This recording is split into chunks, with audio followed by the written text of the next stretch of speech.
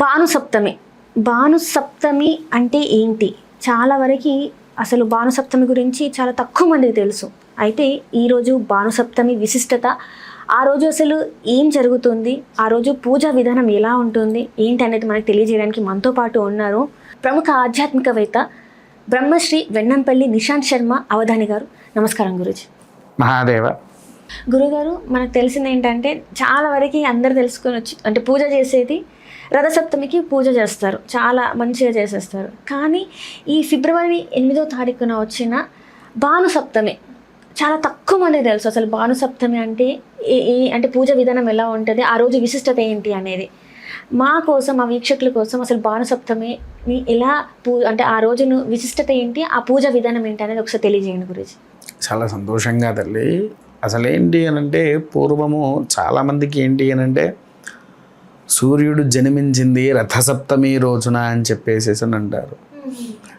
కానీ దానికి చూడండి మీరు, వాస్తవానికి రథసప్తమి అయిపోయిన తర్వాత మళ్ళీ పక్షమున అంటే 15 రోజులకు భానుసప్తమి వస్తుంది. ఇది రథసప్తమికి అనుసంధానమైన సప్తమి అని కూడా మాఘమాసంలోనే మనకు శాస్త్రాల్లోనే వెల్లడించి ఉంది. అయితే ఇక్కడ ఒక విషయం ఏంటంటే దీన్ని 2 రకాలుగా తీసుకోవాలి. ఒకటి భానుసప్తమి అని అంటే ఆదివారం రోజున సప్తమి వచ్చినప్పుడు భానుసప్తమి అనేది ఒకటి ప్రగాఢం. కానీ రథసప్తమి తర్వాత వచ్చేటువంటి సప్తమికి వచ్చేటువంటి భానుసప్తమి ఏదైతే ఉందో ఆ భానుసప్తమిని ఎందుకు మనం పూజిస్తున్నామంటే ఒక సనాతన హైందవ ధర్మ ప్రకారం ఇది ఒక గొప్ప పండుగ. రథసప్తమి ఎలానో ఈ భానుసప్తమి కూడా అటువంటిది. దీనికి ప్రధానం ఏంటయ్యా అంటే సూర్య భగవానుడు జన్మించాడు అని చెప్పవచ్చు, సూర్య భగవానుడి యొక్క పాదము భూమి మీద పడ్డది అనేది మాత్రం నిష్కలమైనది. దీన్ని మనం ఆధారంగా శాస్త్ర పురాణాల్లో కూడా మనకు వెల్లడించి ఉంది. అయితే ఇక్కడ ఒకటేంటి, ఈ భానుసప్తమి రోజున ఆయనను ఎందుకు పూజించాలి, ఆ రోజు పూజిస్తే వచ్చే ఫలితం ఏంటి? ఒక మనిషి ఎల్లవేళలుగా మంచిగా ఉండాలంటే ఎలా ఉండాలని కోరుకుంటారు? అష్టైశ్వర్యాలు, ఆరోగ్యం. అష్టైశ్వర్యాలు తర్వాత విషయం, కానీ మొదలు కావాల్సింది ఆరోగ్యం. ఆ ఆరోగ్యాన్ని అందించేవాడెవడు? సూర్య భగవానుడు. ఇప్పుడు వాస్తవానికి ఒక తల్లి గర్భవతి అయింది, శిశువుని జన్మించిన తర్వాత డాక్టర్స్ అయినా లేదా ఫీవర్ కానీ ఇంకా వేరే ఏదైనా రోగాలు కానీ ఇలాంటివి వచ్చినప్పుడు ఉదయం పుట్ట వెళ్ళి ఒక 5 నిమిషాలు సూర్యుడి దగ్గర ఉండు అని అంటారు. ఎందుకోసం ఉండమంటారు? సూర్యరశ్మి ఆరోగ్యానికి మంచిది అని చెప్పి. సూర్యరశ్మి ప్రభావం ఎప్పుడైతే నీ శరీరంలో వస్తుందో డి విటమిన్ అనేటువంటిది మన శరీరంలోకి చేరి నీలో ఉండేటువంటి సర్వాధికాలను కూడా తొలగించి నీలో ఉండే ఎనర్జీ లెవెల్స్ని యాక్టివేట్ చేస్తూ ఉంటుంది. అది అవునా? అరిష్టాన్ని మొత్తం తీసేసి సద్యుగాన్ని అనేది నీకు పంపిస్తూ ఉంటుంది. అలా దానివల్ల నీలో ఉండేటువంటి రోగాలు హరింపవుతూ ఉంటాయి. అయితే చాలామంది వాస్తవానికి రథసప్తమి రోజున సూర్య నమస్కారాలు, అరుణపారాయణ, సౌరపారాయణాలు వంటివి ఆచరిస్తూ ఉంటారు. కానీ దీనికి తోడుగా రథసప్తమి రోజున ఏ విధంగా చెయ్యాలి? ఒక రాగి పళ్ళమైనా ఇత్తడి పళ్ళమైనా నువ్వు తీసుకోవాలి. తీసుకొని దాంట్లో ఎర్ర చందనము, రెడ్ శాండిల్ పౌడర్ని దాంట్లో వెయ్యాలి. తెల్ల నువ్వులు ఒక ఇన్నన్ని వెయ్యాలి. గరిగపూసలు 2-3 వెయ్యాలి. గోధుమలు 2-3 వెయ్యాలి. ఇంత గోధుమలు ఇంత వెయ్యేసి నీళ్లు పోసి ఉంచేసి అక్కడ పెట్టి, ఇప్పుడు వేదం నేర్చుకున్నవాడైతే మహాసపురము అరుణపారాయణాలు ఆచరిస్తూ సూర్య నమస్కారాలు గావిస్తూ వాటి చుట్టూరుగా తిరిగి నమస్కారం అనేది సూర్య నమస్కారాలు ఆచరిస్తారు. మీరేంటంటే ఎటువంటి మంత్రము లేదు, ఏమీ లేదు. కాబట్టి అప్పుడు మీరు ఏం చేయాలి? ఆదిత్య హృదయాన్ని చదువుకుంటూ సూర్యస్తోత్రము అని ఉంటుంది, దాన్ని 8 శ్లోకాలు ఉంటాయి. అవి కూడా అవన్నీ చదువుకుంటూ ఆ కలశం నువ్వు పెట్టుకున్న పాత్ర, నీళ్ళ పాత్ర ఏదైతే ఉంటుందో అది కింద ముగ్గు వేసి దాని మీద పెట్టాలి పాత్ర. అది సూర్యుడిగా భావించి సూర్యకిరణం దాని మీద పడేటట్టుగా ప్రదక్షిణ చేసి, ఒక ప్రదక్షిణ కాగానే సూర్య నమస్కారం చేయాలి, మళ్ళీ ఇంకో ప్రదక్షిణ కాగానే సూర్య నమస్కారం చేయాలి. నువ్వు ఈ విధంగా అటు ఆదిత్య హృదయ పారాయణం చేసుకుంటూ ఈ ఆదిత్య హృదయం అయిపోయిన తర్వాత సూర్యస్తోత్రం చేసి స్వామివారికి నమస్కరించుకొని తర్వాత నీ ఇంట్లో గోధుమ పాయసం ఆచరించారు, తయారు చేసి అది సూర్య భగవానుడికి నివేదన పెట్టాలి.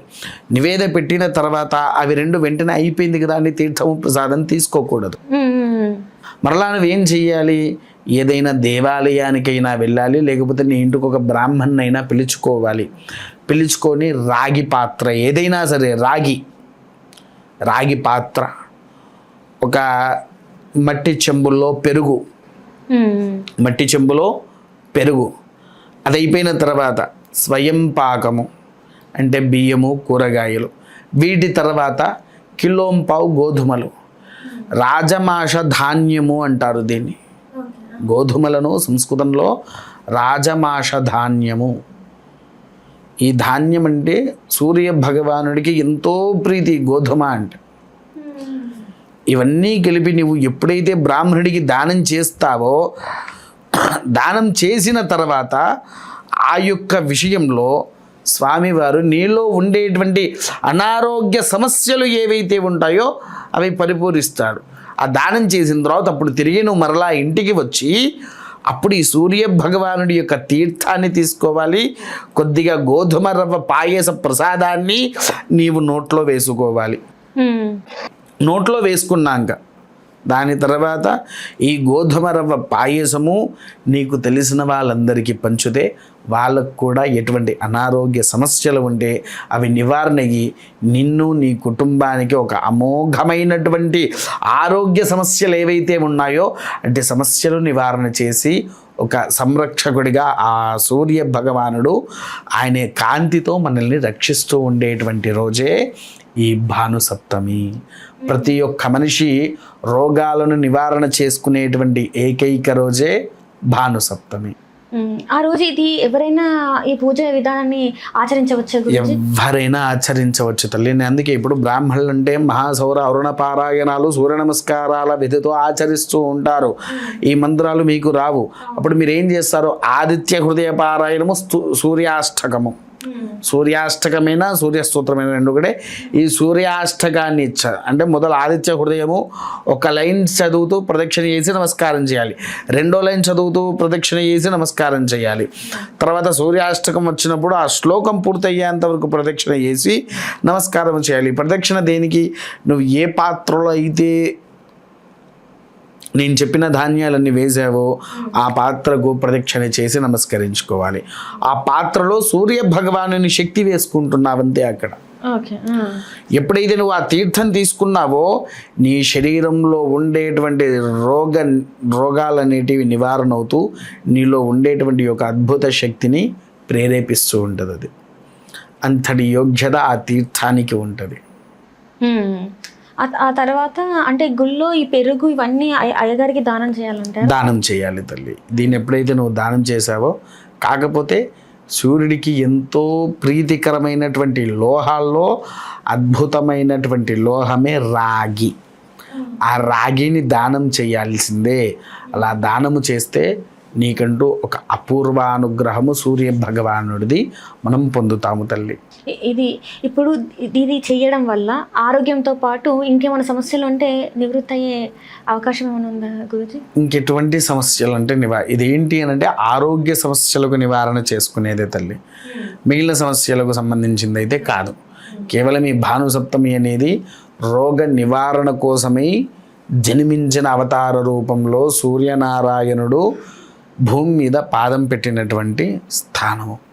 కాబట్టి ఎన్ని రోగాల్లో ఉన్నా, ఎటువంటి బాధల్లో ఉన్నా, అంతెందుకండి బీపీ, షుగర్, అస్తమా, థైరాయిడ్ వంటి రోగాలను కూడా తీర్థము నివారణ చేసే శక్తి ఉంటుంది. అంటే చాలా మందికి ఏంటంటే చాలా ఖర్చుతో కూడుకున్న వ్యాధులు వస్తూ ఉంటాయి. సో అలాంటి వారు ఈ పూజను చేసి దీని ఫలితాన్ని పొందే అవకాశం ఉందంటారా? చేసి చూడండి, ఖచ్చితంగా పొందిన తర్వాతనే వారు నేను నిజంగా దీని గురించి నేను పొందానని కామెంట్ రూపంలో మీకే చెప్తారు. ఓకే గురుజీ భానుసప్తమి రోజు విశిష్టత గురించి చాలా చక్కగా వివరించారు గురుజీ. ధన్యవాదాలు గురుజీ. మహాదేవ.